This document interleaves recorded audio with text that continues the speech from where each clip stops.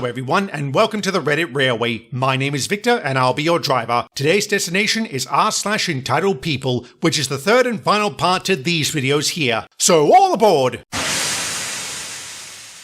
Okay, for this part of my story, in addition to Rachel, I should go into a little more detail about some of the other people I've already mentioned. Our editor was named Tom. He was mostly beloved, but a little dense at times. He was suffering some serious yet sporadic health issues. I'm mentioning this as to explain why so many rotten things happened under his watch, and why he missed them. Jane was the assistant editor and the aforementioned employee who sponsored Rachel. She was basically the one in charge at the time, as Tom was often out of the office due to his health issues. I'd like to also introduce Gina, a receptionist and secretary who worked with Rachel and had been there for about 2 years. It's also worth noting she was newly engaged to her longtime boyfriend. When we last left off, Rachel had been served divorce papers at the office, and she was livid. Every day she would yell, snap, and throw a fit, not just at us, but customers, advertisers, and anyone else unlucky enough to cross her path. She even verbally accosted a few priests and a nun to complain about her horrible husband, and tried asking them how to stop the divorce, since it isn't readily recognized in the church. Jane constantly had to tell her to calm down. She even started telling Gina she should break up with her boyfriend and not get married. She gave her all sorts of idiotic reasons. Marriage was horrible, men are horrible, she wouldn't be able to trust her husband, and he would be worthless like all the others. I found this kind of funny since she was still singing the praises of her affair partner. Well, Jane finally had it. The next time Tom was in, Jane went to him about all this. Tom called Rachel into his office and basically told her she had 2 choices. She could knock off the crap or quit. If she didn't do one of these, she would be fired. Rachel was smart enough to know that Jane didn't have the authority to fire her, but Tom did. So she stopped snapping so much. She also stopped deriding marriage in front of Gina. I'm sure it won't surprise anyone to learn this still wasn't the end of it. Rachel had decided to take all her pent-up anger and frustrations and laser focus it into getting revenge on her soon-to-be ex. She put all her energy into making him the most miserable man on earth. A little too late for that, in my opinion. Now, he wasn't nearly as stupid as Rachel thought. She had been staying in a hotel since he kicked her out of the house. They also split custody of their son 50-50. Being denied access to her house and his money only made her angrier. But her revenge plan consisted of trying to take him for everything he owed under the guise of deserving alimony and child support. She was positive she could get full custody and the house. She decided that while her tanning and hair appointments were a must, she would forego the weekly mani-pedis and bi-monthly spa treatments. She started looking for lawyers and would dismiss any who told her she was unlikely to get alimony given her situation, which I understand was most of them. She was undeterred. She was going to get her alimony. She did eventually settle on a lawyer who was willing to do what she asked and tried to bilk her soon-to-be ex for everything. So with that done, she started gathering all financial records and any other information she could. She started bringing all of this paperwork to the office. Anytime the phones weren't ringing or she didn't have a specific job to do, she would pore over these records. That was when it happened. We were on the second day of our deadline, and I had just finished pasting some ads onto a couple of pages. Jane had been sitting at me and went back to her desk when the job was done. I was all alone when Rachel came up to me in a bit of a rush. When I turned towards her, she shoved 2 papers in my face and asked, "OP,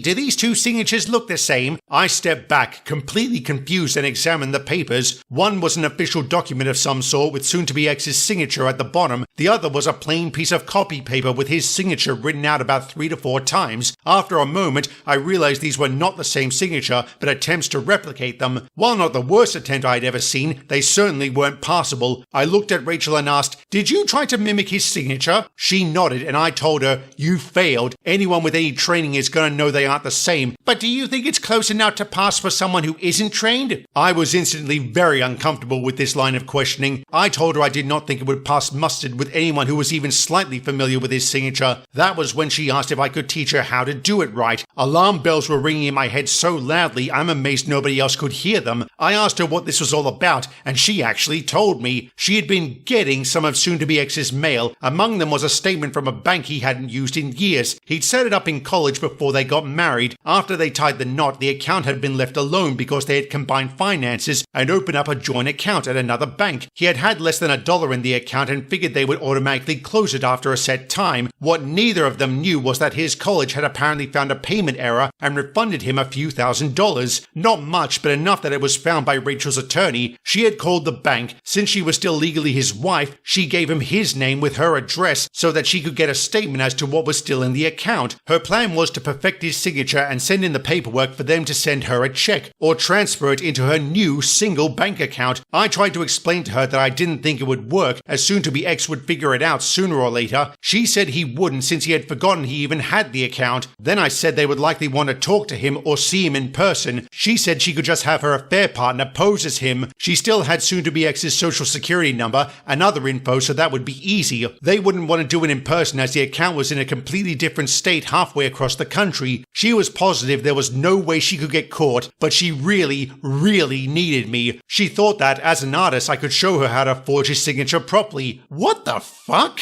Yes, I probably could have technically shown her or done it myself, but I didn't want to. I like my freedom and have no interest in going to jail. I simply told her no. This was when Jane came back. She passed by Rachel marching somberly back to her desk, mumbling about doing it herself and trying to figure out how to get the money. Jane looked at me and asked what that was about, and I told her. She looked at me as though my head had just flown off. She was like, "Wait, she asked you to commit a crime?" I said, "Technically she asked me to abet a crime she would be committing." Jane was not happy for several reasons. She said this was beyond unacceptable and would talk to her. I told her that wasn't necessary since I had already said no and that she would most likely get caught anyway, but Jane said she shouldn't have even asked in the first place. She did talk to Rachel, and while Rachel didn't actually apologize, she didn't get angry at me. She did bitch about how Jane had apparently overheard our conversation and yelled at her, saying she was not to ask people to take part in illegal activities ever again. Thank you, Jane, for not ratting me out. Jane admitted later that since Rachel hated her anyway, she saw no reason to cause more drama with the truth. Rachel never did ask me about forgery again. While I don't know whether she got the money or not, she continued trying to bleed her soon-to-be ex dry. Spoiler alert, she didn't. She did get a small amount of child support, but no alimony. She also did not get the house or any other thing she wanted. She did eventually get engaged to her affair partner, who was now allowed back at the office. By this point, Rachel's time at the paper was starting to run its course. She had burned too many bridges. One day while leaving the office, she didn't pay attention to where she was going and backed into the car of Gina's fiancé, which she had borrowed. Rachel came running at Gina, demanding she and her fiancé pay for the damages to her car or she would sue. Something worth noting is that Gina's fiancé was a lawyer. Shortly after this incident, Rachel left. No, I don't know what happened to her after that. Facebook was not a thing yet, and she did not keep in touch with any of us. In fact, she was cussing up a storm as she left, most of it directed at Tom, Jane, and Gina. Edit. Some people suggested I should Google Rachel's name to see what she's been up to, so I did. I couldn't tell if she was still married to her affair partner. I'm guessing she is, given she's still using his name. However, the only real reference I could find to her is from 4 years ago. In short, she was involved in a very nasty road rage incident, the details of which I am not going to provide here. After that, it seems her life has gone completely downhill. Good. Couldn't have happened to a nicer bitch. Yeah, that's harsh, but I have no sympathy for people like Rachel. I'm glad she didn't get alimony, and I would like to believe she also didn't get the money in that other account. I was pretty critical of OP in my last video for not informing the husband about Rachel's affair. I'm glad she didn't help commit forgery, not that I believe she would have. Still, once again, it doesn't sound like she told him what Rachel was up to. So did OP redeem herself? No. But it's not her fault Rachel was such a rotten human being. Good riddance to useless rubbish. Anyway, we've come to the end of our journey. Thank you for traveling on the Reddit Railway, and we hope to see you again soon.